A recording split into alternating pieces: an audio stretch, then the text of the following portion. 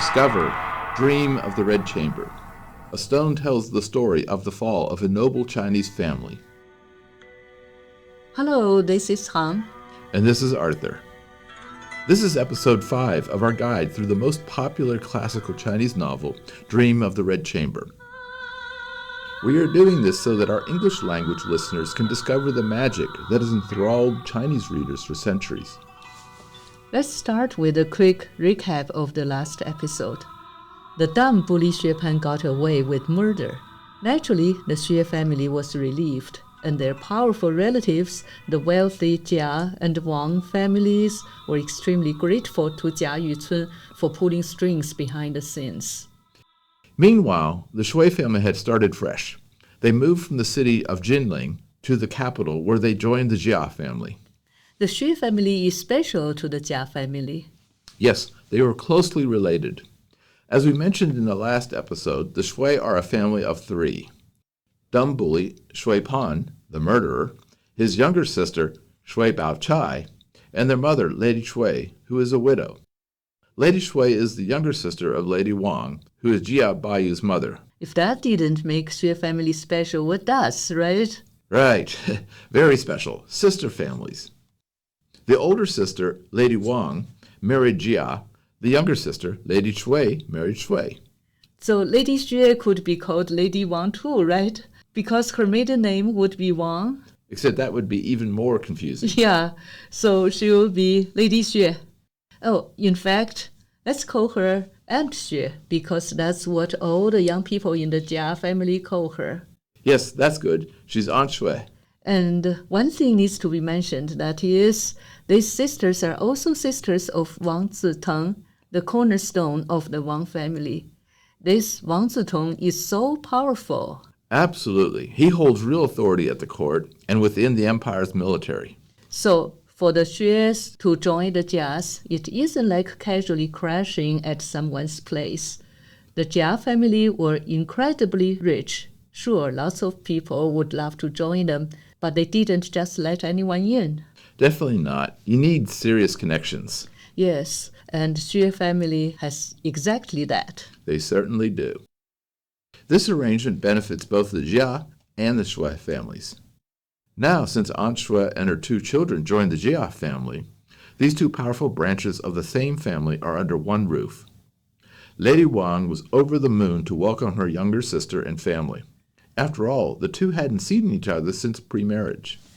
Sometimes it could be hard to understand the mindset and way of life of these big aristocratic families.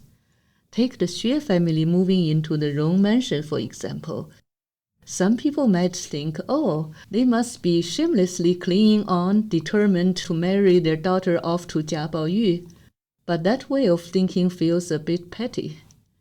Recently, I reread the American novel Gone with the Wind. Part of that novel described the life about the Old South. It says that before the Civil War, when young couples got married, their honeymoon was basically going around visiting different relatives. And if they felt happy in one house, they would just stay there, maybe for a month, maybe a year, maybe even long enough to have 1 or 2 kids. All those families were big plantation owners. Nobody was short of houses or slaves or money. What they needed was people with whom to share joy and company. In that world, who would ever complain about having relatives around? Nobody. When I read that, I thought, wow, isn't that just like the Jia family? The Xues moved into the Rong mansion, but they paid for their own food, clothes, and daily expenses. All the Jia family did was provide an empty set of rooms. The Jias never felt it was a burden, and the Xues never felt like they were depending on charity. If things worked out, they stayed. If not, they could always just leave. That's the noble style. That's very true. No burden, just joy. Happy tears, nostalgic sighs, dramatic hugs. The first day when Aunt Xue and the family arrived, Lady Wang took them off to greet Grandmother Jia and the rest of the family. The Jia mansion threw a full-on welcome party. Yeah, red carpet, tea overload, and a lot of polite bowing. Yep.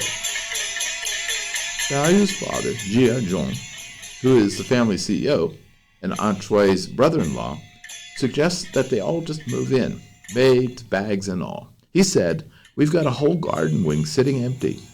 Aunt Shui is happy to hear the invitation. She doesn't want to leave her sister, and she secretly wants this family to keep her son, Xue Pan, in check. So she said yes. She then pulled Lady Wang aside and said, "We'll cover our own tab." Lady Wang knows her sister isn't exactly broke, so she smiles and says, "Deal." Not broke is a huge understatement. That's true. The Xue family are imperial merchants tasked with supplying goods for the royal family and the court, including luxury and regulated commodities. It was like the Emperor's Amazon Prime. Exactly. When the Xue family joined the Jias, it's not just a family reunion. It's a merging of power, money, and relationships. Even though Aunt Xue's husband had passed away and her son Xue Pan is pretty much a complete loser, old China worked differently. Once a family was rich and powerful, that status tended to stick. Wealth and influence were inherited, whether you deserved them or not. So Xue Pan ended up in that position, dim as he was. You mean the position of being the Emperor's Amazon Prime? Yeah, Amazon Super Prime. Dragged along with the Xue family is none other than poor little Yinglian. That is the girl who had been kidnapped as a child and didn't even remember her real name. She had since been renamed Xiangling and had been forced to become Xue Pan's concubine. Poor girl. There will be many interesting stories about Xiangling, formerly known as Yinglian. Follow us in our chapter-by-chapter podcast to hear all of these stories. Right now, let's look at a super important character, the girl in the Xue family, Xue BaoChai.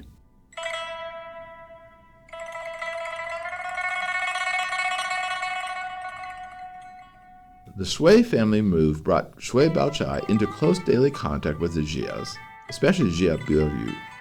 That is a huge deal because BaoChai isn't just any cousin.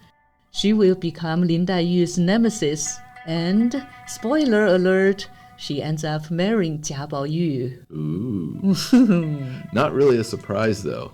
Unlike Daiyu, who's more emotional and fragile, BaoChai was composed, graceful, and basically the ideal noble lady by society's standards. So now we have the setup for one of the most famous love triangles in Chinese literature. Baoyu, Daiyu, and BaoChai all under one roof. And from here on, things got complicated. Relationships deepened, tensions grew, and what looked like a happy family reunion slowly started to reveal cracks beneath the surface.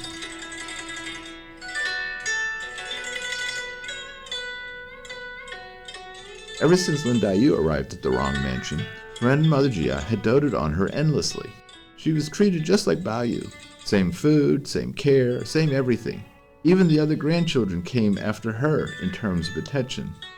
As for Baoyu and Daiyu, the book said they shared each other's company every minute of the day and slept in the same room, sometimes in the same bed. They developed an understanding so intense that it was almost as if they had grown into a single person. But then, out of nowhere, comes Xue BaoChai. She isn't much older than Daiyu, but she is poised, polished, and pretty with effortless elegance. Many people quietly think that Daiyu can't quite compare. Even the maids are naturally drawn to BaoChai's warmth. Daiyu begins to feel a little displaced, like the spotlight she'd been quietly basking in is suddenly being shared, or worse, stolen. Meanwhile, BaoChai has absolutely no idea she's causing any of this. She's just out there being effortlessly kind and composed. After winning everyone over without even trying, BaoChai doesn't even realize she's done it. I hate people like that. Yeah, Daiyu feels exactly the same way. The fact that BaoChai doesn't even seem to notice Daiyu's tension somehow makes it worse. It just fuels Daiyu's jealousy even more. So, with BaoChai standing out like that, did Baoyu notice? Of course he did. Come on, he cares so much about the girls around him. How can he not notice? Then what does he do? Well, the book said it pretty clearly. Bao Yu was still living in a childhood world, running on pure instinct. In his mind, all his sisters and cousins were basically the same. No ranking, no favorites. Just one big blended sibling smoothie. Something like that. Sure, he is closer to Dai. They had grown up together sleeping and eating in grandmother's room. That kind of closeness brought genuine joy to Bao Yu. Meanwhile, for Dai Yu, that closeness meant something much deeper. It came with this quiet longing for everything between them to be perfect, for their bond to last forever, for no one else to come between them. Yet Bao Yu completely misses how emotionally delicate Dai Yu is at this point. He just carries on as usual, acting like everything's perfectly fine, like nothing has shifted at all. And just like that, a crack between them appeared, the beginning of tension, misunderstanding, and hurtful feelings. And of course, Dai Yu's tears. Those were the tears that the pearl owed to the attendant. Yep. She was destined to get upset and destined to cry.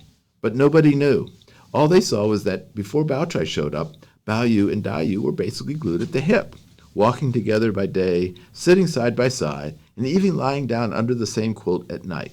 They talked together, they laughed together, they got along like a dream. Not a single real fight between them. But now their conversation started to go sideways. Dai Yu got upset often, and often she stayed alone in her room crying.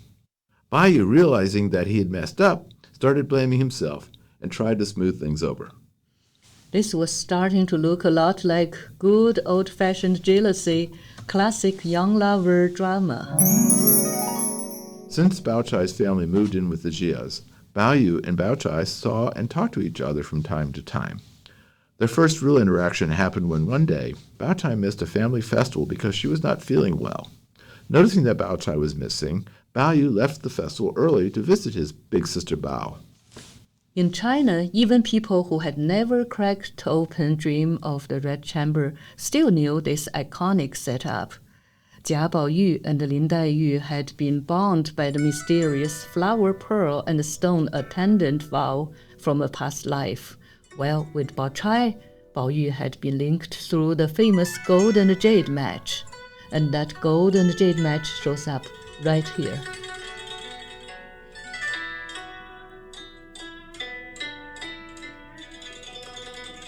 When Bao Yu got to the Xue's family, he first went to pay his respects to Aunt Xue, who quickly reached out, pulled him in her arms, and said happily, "Oh, in such cold weather, my son, how thoughtful of you to come." Wow, she loves her nephew so much she even calls Bao Yu her son. Bao Yu then asked about his older cousin, Xue Pan. A quick reminder, Xue Pan Dambuli was Aunt Xue's son, Bao Chai's older brother. Aunt Xue said with a hopeless laugh, "Oh, don't mention him. He's like a horse without a bridle. Never at home for a single day, always rushing about." Bao Yu then asked, "How's Sister Bao? Has she recovered yet?" He's asking about Bao Chai's illness. Aunt Xue tells him to go to the side room to find BaoChai and see for himself. And here is the first time Cao described how Bao Chai was like in Bao Yu's eyes. Bao Yu saw BaoChai sitting on a bed doing needlework. Her hair was coiled in a glossy black bun. She wore a close-fitting cotton jacket in a subdued tone, a two-tone rose-purple headdress with gold and silver fittings, and an onion yellow silk cotton skirt with semi-gilded trim, an altogether unmistakably lavish appearance. Her lips were red without makeup, and her brows were striking, also without makeup. Her face was like a silver basin, and her eyes shone like dewdrops on an apricot blossom. A pretty nice impression on his cousin Bao Chai. It was nice. But if we recall Bao Yu's first impression of Dai Yu, the contrast was enormous. Yes. Dai Yu appeared to Bao Yu like a celestial, otherworldly beauty. Bao Chai, by contrast, was more like a respectable gentry girl. True. Now it was Bao Chai's turn to look at Bao Yu. Well, she certainly looked at Bao Yu differently from the way Dai Yu did. Remember how Dai Yu looked at Bao Yu when they first met? When Dai Yu saw Bao Yu for the first time, she focused on what his face looked like. his eyebrows, his eyes, his skin. And then she thought Baoyu looked strangely familiar. Yes, she noticed every minute detail. But when BaoChai had the chance to look at Baoyu, what did she pay attention to? Not his face, not his eyebrows, not his nose, not his eyes, not his expressions, but only what he was wearing. What? That's weird. But I remember that was exactly what Dai Yu marked. She said Sister Bao always noticed most closely what people wore. You know what Dai Yu really meant. Yes, what Dai Yu really meant was the thing Sister Bao watched most carefully was the magic jade Bao Yu wore. Sure enough, the very first time BaoChai spent any real time with Bao Yu, she immediately asked to see his jade. She said, "I've never really had a good look at your jade. Today I must see it." So Bao Yu showed it to her. This is monumental. We've been through several episodes and heard about Baoyu's jade numerous times. Yes, especially when Dai Yu first arrived at the Jia household. Everyone was talking about it. And Bao Yu went mad and threw it away when he realized Dai Yu didn't have one. And now, finally, this is the first time the book actually gives us a detailed description of the jade. There are even drawings of it in the original Chinese editions. Yes, with ancient Chinese characters. They look like fancy artwork to me. Yes, they look like fancy artwork to me, too. We all remember this jade, right? Yes. Let's recall a little bit. This jade used to be a stone that was left at the foot of the Great Waste Mountain. After hearing stories of the human world from a monk and a Taoist, it longed to experience that world itself. So it was transformed into a small piece of jade and sent down to the mortal realm, carried by Baoyu, the human incarnation of the attendant in heaven. Now, do you want to know what it actually looked like? Yes, I do. I really do. All right, listen closely. The book describes it like this. The magic jade was only about the size of a sparrow's egg. Makes sense. Bao Yu had it in his mouth when he was born. It can't be large. Though small, it was exquisitely beautiful. It glowed like rosy clouds, smooth and lustrous as if finely polished, with iridescent patterns of color on its surface. Clearly this was no ordinary stone from the mortal world. Even more remarkable, inscriptions were engraved on both sides, front and back. BaoChai definitely cherished this moment. She took the jade from Baoyu, looked at the front, then the back, then turned it over again to the front. Then she recited the inscription twice. "Never forget, may life be long." Those were the words in the front of the jade. In the printed book of every Chinese version, there is a picture of the jade, front and the back. Check it out if you can. BaoChai read it not only once, but twice. Second time louder than the first. Never forget, may life be long. Who was she reading it for? Not to Baoyu. Baoyu wore it every day. There was no need to read it to him. BaoChai could read it herself. She didn't need to read it aloud. She was saying it for her maid, Ying'er, who couldn't read. What's Ying'er doing there? Ying'er is BaoChai's maid. She's always with BaoChai. As soon as BaoChai read those words, Ying'er spoke up. "Hey, those two lines sound like the ones on my lady's gold locket." By that she meant the gold locket BaoChai was wearing. Ying'er's response seemed spontaneous, no need to rehearse, but I almost feel BaoChai actually staged it. And when Baoyu heard that, of course he wanted to see BaoChai's necklace. Yeah, of course, he was curious. But BaoChai refused to show it to him. Playing hard to get? Yes, and it worked. The more she refused, the more Baoyu wanted to see it. She hesitated a bit more and finally let him see it. Baoyu saw 8 characters engraved on the gold locket. "Never part, never abandon. Your youthful years will be remembered forever." Naively, he blurted out, "This inscription matches mine so perfectly." Shh! Luckily, Lin Daiyu wasn't there to hear this exchange. If she had, she would have been furious. Yeah. Ying'er also told Baoyu where the words on the gold locket came from. They were given to BaoChai by a scabby-headed monk who said they must be engraved on a gold object. You heard it. Again, that same scabby-headed monk. We know who that monk was. It was the monk from the Great Waste Mountain. Now we should recall, when the fairy sent the attendant and the pearl to the human world, she also sent a bunch of romantic fools to accompany them. So there could be some miserable stories, and the pearl could cry to pay attendant by her tears. Yes, BaoChai was one of those romantic fools.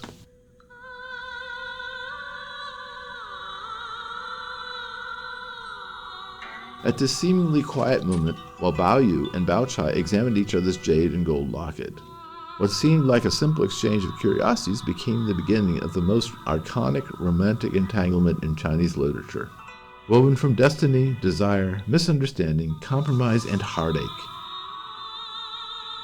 Follow us into future episodes to explore these unfolding relationships in greater depth and learn about the decline of the Jia family while uncovering fascinating details about Chinese life and hearing humorous and poignant stories that shape the dream of the Red Chamber.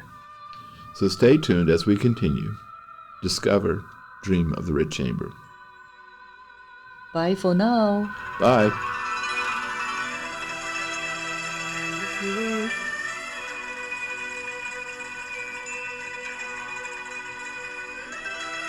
Mm-hmm.